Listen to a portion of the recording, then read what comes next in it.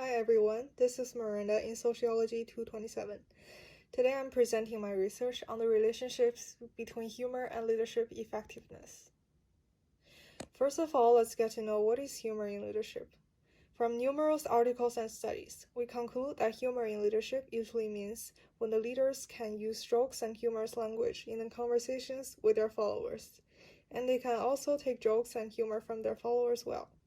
Sometimes humor in leadership can be unintentional or natural, like when a person with humorous personality becomes a leader.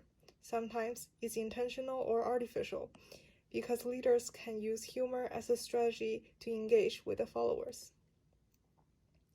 Now, let's take a look at why studying humor in leadership is important. Many great leaders in the history are known for having a humorous personality. Even during some of the most difficult times, such as the World War II, we could see that the leaders who led their countries to the final victory obtained a sense of humor. Also, humor in leadership is beneficial, has almost become a common sense, and we often see or hear quotes like, "The workplace needs laughter," and "When in doubt, lead with joke," from news and articles. Moreover, think about leaders we know of in our daily life. Many of them use humor at work too.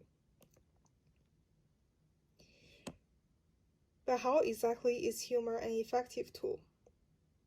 Many researchers reviewed and proved Cooper's relational process model of humor, which suggests that humor in leadership emphasizes hierarchical differences and helps creating a positive relationships between leaders and followers.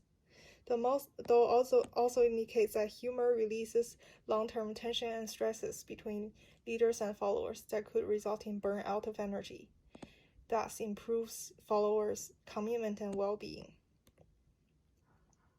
However, humor is not always appropriate or effective, and sometimes can be even harmful.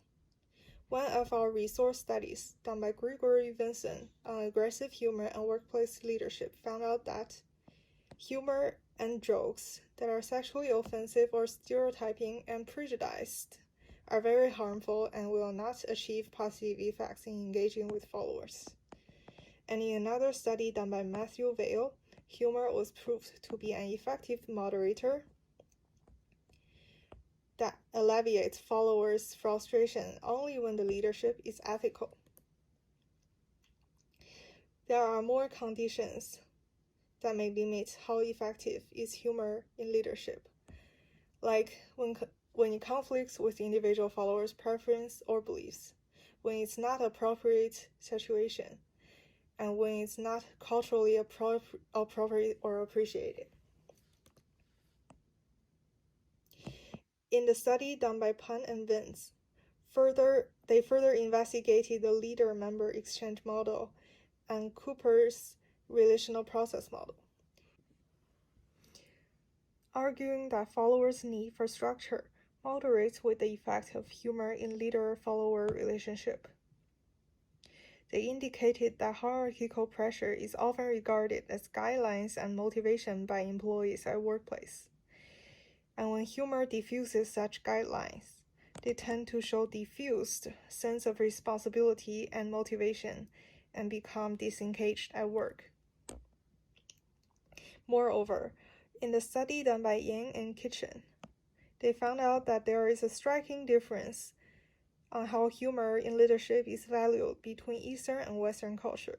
In many collectivistic cultures, hierarchical structure is highly valued in their societies and at workplace. Workplace is also believed to be serious and even somewhat sacred. Humor can diffuse and conflict with these cultural values. Yang and Kitchen revealed that employees in China don't expect or prefer their leaders to be humorous, unlike most employees in the US.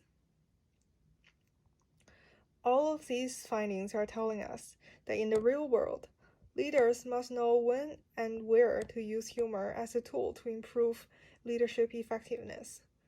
For example, if you are working in a firm as a leader, you should get familiar with the culture and employees' preference.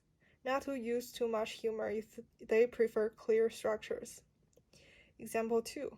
If you're working at an international organization, use minimal humor in the presence of employees or colleagues from Asian cultures is probably the most appropriate way.